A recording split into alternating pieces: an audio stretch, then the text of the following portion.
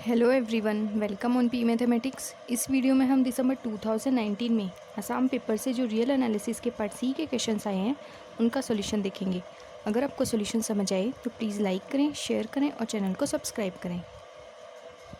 Start करते हैं। First question देखिए, कंसिडर द इनफाइनाइट सीरीज -1 की power n cos nx upon n square plus x square where x belongs to r and n is vary from 1 to infinity. Largest set on which it converges uniformly is. ये बताना है ये जो series of function given है ये uniform convergent इनमें से किस सेट पे होगी। फर्स्ट है आर रियल नंबर्स का सेट, सेकंड है आर माइनस जीरो, थर्ड है R minus n pi where n belongs to Z, Z क्या है set of integers, and fourth है close interval zero to two pi. Then देखिए solution. इसके लिए हम वेस्ट्रेस एमन टेस्ट अप्लाई करेंगे। Then Weierstrass M test क्या होता है देखिए, let D is a subset of R, ठीक है, and series of functions F N on D to R, let M N be a sequence of positive real numbers such that all X belongs to D, mod of f n x is less than equal to mn for every n belongs to natural number, and if series mn, यहाँ से हम लेके चल रहे थे कोई sequence है जिससे क्या कंडीशन मिली थी हमें, mod of f n x is less than equal to mn for every n belongs to natural number, then if series of mn be convergent then series of functions is uniformly convergent and absolutely convergent on D। Question में हमें series of function given है -1 की power n cos N x upon N square plus x square where X belongs to R. तो अब हमें क्या करना है, first condition mod of F N X is less than equal to M N. Okay, तो यहाँ से पहले हम mod of F N X लिखेंगे, वो क्या आ जाएगा हमारे पास मोड ऑफ -1 की power n cos N x upon N square plus x square. अब हमें पता है कि कोस एक्स जो होता है मॉड्यूलस में वो क्या होता है less than equal to 1। Then यहाँ से क्या वैल्यू आ जाएगी, ये माइनस है तो ये तो मॉड्यूलस में यहाँ पे एन की कोई भी वैल्यू हो ये पॉजिटिव हो जाएगा। देन ये वैल्यू आ जाएगी less than equal to 1 upon N square plus x square. And यहाँ पे किसी भी एक्स की वैल्यूज़ के लिए अगर हम देखें तो ये जो वैल्यू होगी ये लेस देन इक्वल टू होगी 1 अपॉन एन स्क्वायर के। देन यहाँ से एम एन क्या आ गया हमारे पास, इसे हम एम एन कंसिडर करेंगे तो हमें क्या मिल गया, F N X is less than equal to M N where mn is 1 upon n square for all x belongs to real numbers, then modulus of fn x is less than equal to mn। अब हमें क्या check करना है कि ये जो series of mn बनेगी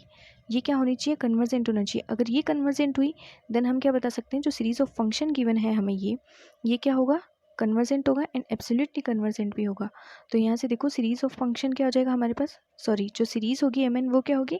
1 upon N square, and ये क्या होती है बाई पी टेस्ट कन्वर्जेंट, क्योंकि यहाँ पे p की वैल्यू क्या है 2 है which is greater than 1, and by p test if p is greater than 1 then series is convergent. Then ये तो क्या हुआ कन्वर्जेंट हो गई, और अगर mn कन्वर्जेंट है then by Weierstrass mn test जो सीरीज ऑफ फंक्शन होगी वो यूनिफॉर्म कन्वर्जेंट होगी r पे and also absolutely convergent on r। Then अगर ऑप्शंस को देखें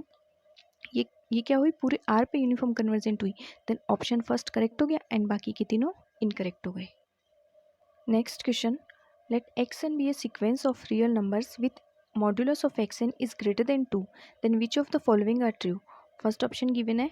मतलब देखो क्वेश्चन में क्या है कि हमें एक xn ऐसी सीक्वेंस लेनी है रियल नंबर्स की जो इस कंडीशन को सेटिस्फाई करे। देन ये बताना है इनमें से कौन कौन से ऑप्शन करेक्ट होंगे। तो बस यहाँ कंडीशन क्या गिवन है, xn सीक्वेंस है रियल नंबर्स की विथ कंडीशन क्या है, modulus of xn is greater than 2। तो यहाँ पे हम xn लेते हैं n+1, then modulus of N xn क्या आ जाएगा मॉड्यूलस ऑफ n+1, एंड यहाँ पे अगर हम n की value greater than equal to 2 रखेंगे, मतलब आप यहाँ पे कोई भी वैल्यू रख के देखो n is greater than equal to 2 के लिए ये जो वैल्यू आएगी ये क्या आएगी ग्रेटर देन 2 आएगी। अगर यहाँ पे हम 2 रखेंगे तो 2+1 इज ग्रेटर देन 2, ये 3 वैल्यू आएगी ना, मतलब ये वैल्यू क्या आएगी 3 आएगी, 3 इज ग्रेटर देन 2। तो ये जो xn हम लेके चल रहे हैं n+1 ये for every n is greater than 2 के लिए इस कंडीशन को सेटिस्फाई करेगी, modulus of xn is greater than 2।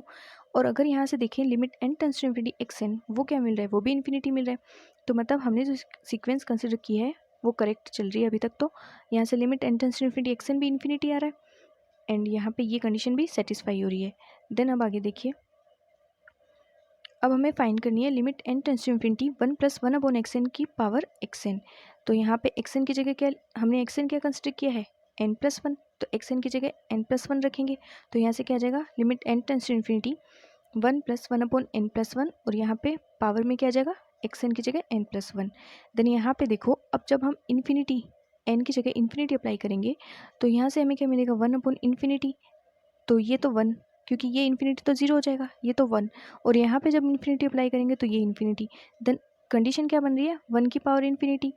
और जब भी 1 की पावर इन्फिनिटी केस बने तो उस कंडीशन में लिमिट किस तरह से फाइंड करते हैं, suppose 1 plus F X N इसकी पावर जी एक्स, इस तरह से अगर हमें लिमिट फाइंड करनी हो और यहाँ से केस बन रहा हो 1 की पावर इन्फिनिटी, देन इसकी लिमिट फाइंड करते हैं ई की power limit N tends to infinity F X into G X. तो यहाँ पे एफ एक्स है 1 upon N plus 1 and G X है एन प्लस 1, तो इनको मल्टीप्लाई कर देंगे एंड लिमिट अप्लाई कर देंगे एन टेंस टू इन्फिनिटी। तो जब इनको मल्टीप्लाई करेंगे तो ये दोनों कैंसिल हो जाएंगे एंड वैल्यू क्या जाएगी ई की पावर 1। ठीक है, सपोज अगर किसी क्वेश्चन में हमारे पास इस तरह से आई कि यहाँ पे हमारे पास एन स्क्वायर है एंड मल्टीप्लाई में एन है, तो कैंसिल हो जाएगा, देन वैल्यू क्या आ जाएगी 1 अपॉन एन। फिर यहाँ पे हम limit N tends to infinity apply करेंगे तो ये वैल्यू आ जाएगी 0। तो उस कंडीशन में जैसे ई की पावर 0 वो 1 आ जाएगा, बट यहाँ पे तो ये देखो कैंसिल हो गए दोनों, तो क्या वैल्यू आई सिर्फ ई की पावर 1, क्योंकि एन तो बचा ही नहीं, तो लिमिट अप्लाई भी किस पे होगी, देन यहाँ से वैल्यू आ जाएगी ई। अब ये जो ई है ये इन्फिनिटी भी नहीं है एंड ये 1 भी नहीं है, तो हमारे तो ये दोनों ऑप्शन इनकरेक्ट हो गए। यहाँ से हमें क्या मिला, जो हमने काउंटर एग्जांपल लिया वो इन दोनों कंडीशन को सेटिस्फाई कर रहा है प्लस इसे भी सेटिस्फाई कर रहा है। और हमें यहाँ से क्या मिला कि अगर हम ये लेके चल रहे हैं कोई सीक्वेंस ऐसी जो इस कंडीशन को सेटिस्फाई करे plus limit N tends to infinity x N equal to infinity हो, देन यहाँ से या तो ये इन्फिनिटी आएगा, ये value limit N tends to infinity 1 plus 1 upon x N की पावर एक्स एन, या फिर ये 1 आएगा। बट हमने तो ये दिखा दिया कि ना तो ये इन्फिनिटी आ रहा है ना ये 1 आ रहा है, वैल्यू क्या आई ई आई, जो ना तो इक्वल होती है, मतलब ये ना तो इक्वल 1 होती है ना इक्वल इन्फिनिटी होती है। तो इसका मतलब यहाँ से तो ये दोनों ऑप्शन इनकरेक्ट हो गए। हमें तो काउंटर एग्जांपल चाहिए होता है, अगर इसे भी हम इनकरेक्ट कर सकते हैं तो कोई दिक्कत नहीं है। तो ये दोनों ऑप्शन तो इनकरेक्ट हो गए। अब इन दोनों को और चेक कर लेते हैं, हो सकता है इनमें से कोई एक ऑप्शन तो करेक्ट होगा ही। तो देखो यहाँ से अगर हम एक्स एन लें minus N square, then modulus of x N क्या आ जाएगा एन स्क्वायर, पॉजिटिव हो जाएगी मॉड्यूलस में वैल्यू। और अगर यहाँ पे हम n की value greater than equal to 2 कोई भी रखेंगे, मतलब n is greater than equal to 2, तो ये always greater than 2, then condition satisfy हो रही है, modulus of x n is greater than 2, ये कंडीशन सेटिस्फाई हो रही है ना यहाँ से। अब यहाँ पे लेके चलते हैं limit N tends to infinity x n, यहाँ से क्या मिलेगा जब एन टेंस टू इन्फिनिटी रखेंगे तो माइनस इन्फिनिटी। देन थर्ड और फोर्थ ऑप्शन में इसी तरह से गिवन है limit N tends to infinity x N equal to minus infinity, तो ये कंडीशन भी सेटिस्फाई हो रही है। अब हमें वैल्यू निकालनी है 1 प्लस 1 अपॉन एक्स एन की पावर एक्स एन, देन यहाँ पे हम एक्स एन की जगह क्या रखेंगे n square, sorry minus N square, तो यहाँ पे रखेंगे तो क्या आ जाएगा limit N tends to infinity 1 minus 1 upon N square n इसकी पावर माइनस एन स्क्वायर। अब ये भी केस कौन सा बनेगा 1 की पावर इन्फिनिटी, देन यहाँ से limit N tends to infinity 1 minus 1 upon N square की पावर माइनस एन स्क्वायर, ये किसके इक्वल हो जाएगा ई की power limit N tends to infinity. अब यहाँ पे ये एफ है और ये जी है, तो इन दोनों को जब सिंप्लीफाई करेंगे तो ये वैल्यू क्या आ जाएगी यहाँ से 1 अपॉन एन स्क्वायर और इसके मल्टीप्लाई में एन स्क्वायर, तो ये दोनों भी कैंसिल हो जाएंगे और माइनस माइनस भी इनके साथ आएगा, तो ये माइनस और ये माइनस प्लस हो जाएंगे, तो वैल्यू क्या आ जाएगी ई आ जाएगी। अब ये भी नॉट इक्वल टू 0, बट ई की जो वैल्यू होती है वो 2 पॉइंट समथिंग होती है, देन यहाँ से E is greater than 1। Then अगर ऑप्शंस को चेक करें तो थर्ड ऑप्शन में इनकरेक्ट हो गया क्योंकि वैल्यू आई हमारे पास ई एंड फोर्थ में है इज़ ग्रेटर देन 1, तो ये ऑप्शन करेक्ट हो जाएगा। तो यहाँ से ये तीनों option incorrect and fourth option correct. Next question, consider f N x equal to 1 upon n e की power minus x upon n for x belongs to close interval 0 to infinity, then which of the following are true. First option है f n converse uniformly, second sequence of derivative f n dash converse uniformly, मतलब पहले तो ये बताना है ये जो sequence of function है कि यूनिफॉर्म कन्वर्जेंट होगा या नहीं होगा, एंड सेकेंड इसका जो डेरिवेटिव होगा वो यूनिफॉर्म कन्वर्जेंट होगा या नहीं होगा, एंड थर्ड में गिवन है limit N tends to infinity 0 to infinity f N x d x is not equal to 0 to infinity limit N tends to infinity f N x d x, and fourth है limit N tends to infinity 0 to infinity f N x d x equal to limit N tends to infinity f N x integration 0 to infinity, ये equal, मतलब third में तो ये given है कि ये दोनों इंटीग्रेशन जो है ये इक्वल नहीं होंगे, एंड फोर्थ में गिवन है ये इक्वल होंगे। तो देखिए सॉल्यूशन, हमारे पास यहाँ पे sequence of function f N x क्या गिवन है 1 अपॉन एन ई की power minus x upon n for x belongs to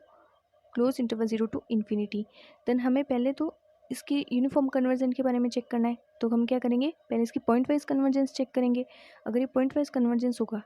तभी हम आगे यूनिफॉर्म कन्वर्जेंट चेक करेंगे, अगर ये पॉइंट वाइज कन्वर्जेंट ही नहीं हुआ तो यूनिफॉर्म कन्वर्जेंट भी नहीं होगा। तो यहाँ से पॉइंट वाइज कन्वर्जन चेक करने के लिए इसकी पॉइंट वाइज लिमिट चेक करेंगे, तो limit n tends to infinity f N x, वो क्या आ जाएगा, limit n tends to infinity f N x की वैल्यू है 1/n ई की पावर माइनस x/n। तो यहाँ जब n टेंस टू इन्फिनिटी रखेंगे तो ये वैल्यू आ जाएगी 0। मतलब ये जो सीरीज़ है, सॉरी ये जो सीक्वेंस है, ये कन्वर्जेंट है पॉइंट वाइज, और इसकी एफ एक्स की जो वैल्यू आएगी वो क्या आ जाएगी 0। तो इसकी जो पॉइंट वाइज लिमिट आई वो क्या आ गई 0। देन अब mn टेस्ट अप्लाई करेंगे सीक्वेंस ऑफ फंक्शन के लिए। वो जो हमने देखा था उसमें वो सीरीज ऑफ फंक्शन के लिए था, एंड यहाँ पे सीक्वेंस ऑफ फंक्शन के यूनिफॉर्म कन्वर्जन के लिए पूछा गया है। तो इसके लिए mn टेस्ट क्या होता है, mn equal to supremum f N x minus f x. यहाँ से हम mn की वैल्यू निकालते हैं, और अगर limit n tends to infinity mn अगर 0 आ जाए, देन जो वो सीक्वेंस ऑफ फंक्शन होती है वो क्या होती है, यूनिफॉर्म कन्वर्जेंट होती है।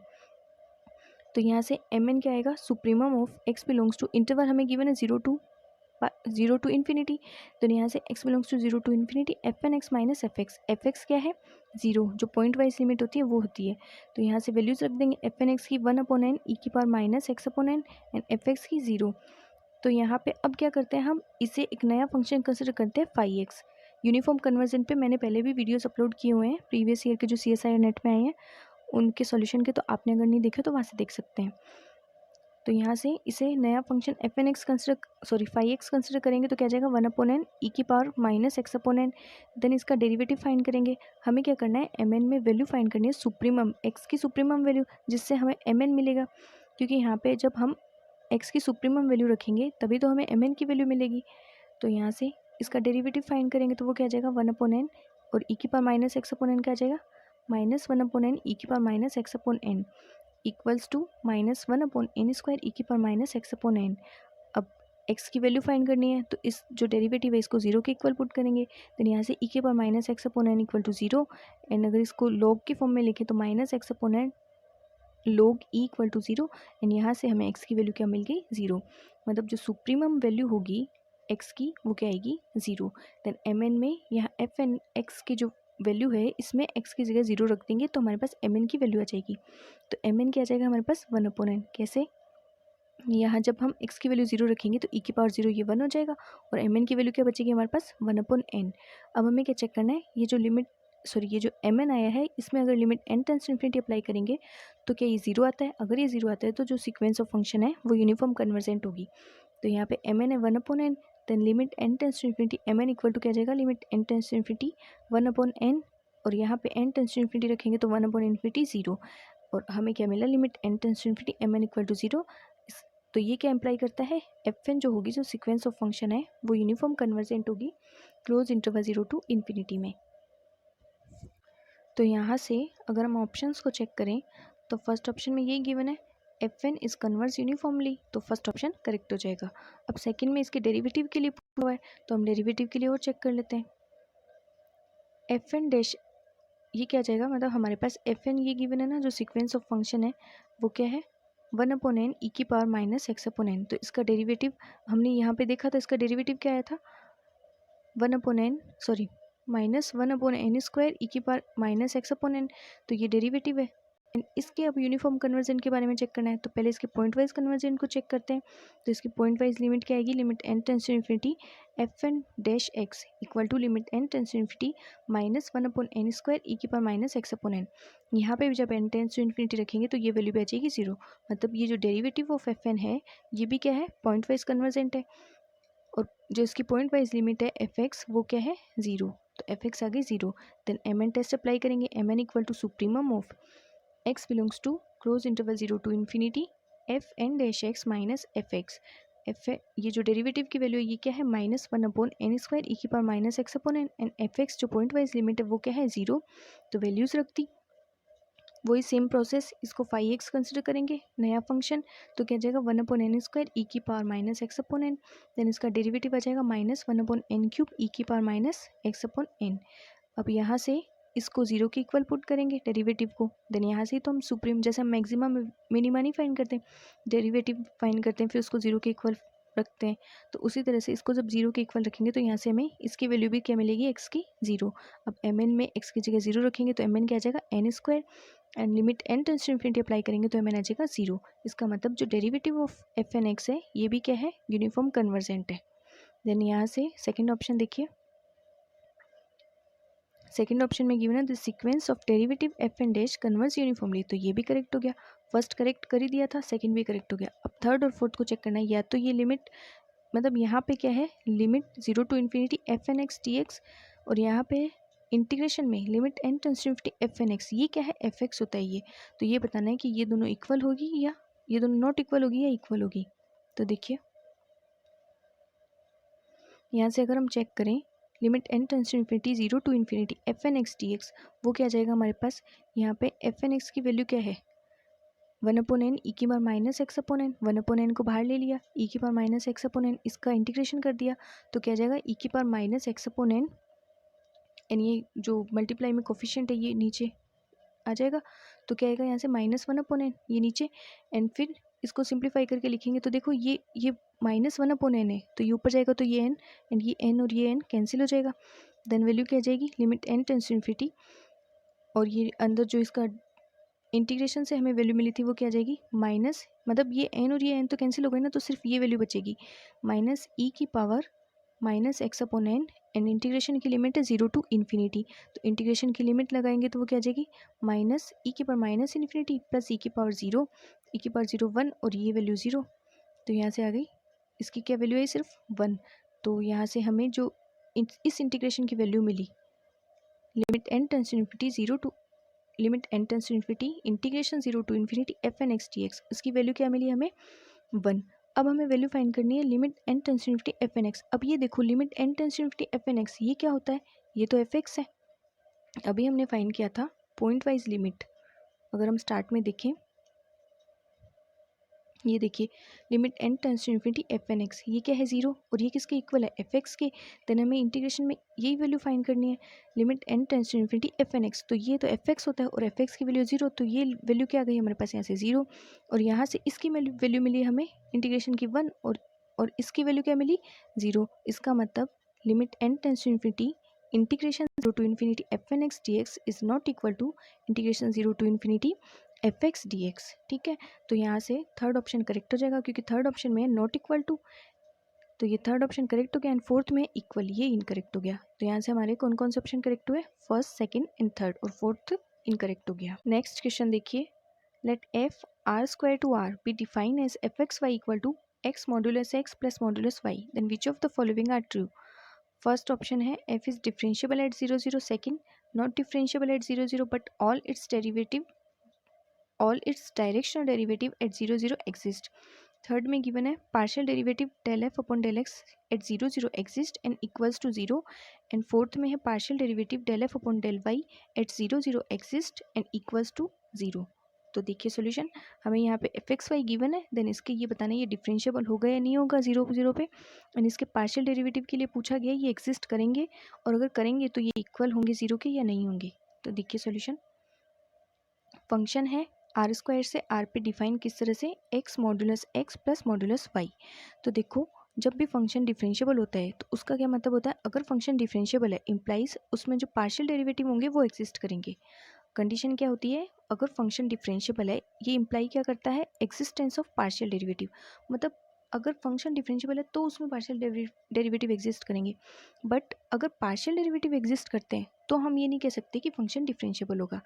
एंड लेकिन एक कंडीशन, अगर पार्शियल डेरिवेटिव एग्जिस्ट ना करें देन हम ये बोल सकते हैं फंक्शन नॉट डिफरेंशिएबल, बट कभी भी ये नहीं कह सकते कि पार्शियल डेरिवेटिव एग्जिस्ट कर रहे हैं देन हम उसके बेस पे ये नहीं कह सकते कि फंक्शन डिफरेंशिएबल होगा या नहीं होगा। पहले हम पार्शियल डेरिवेटिव फाइंड कर लेते हैं, तो एल्फा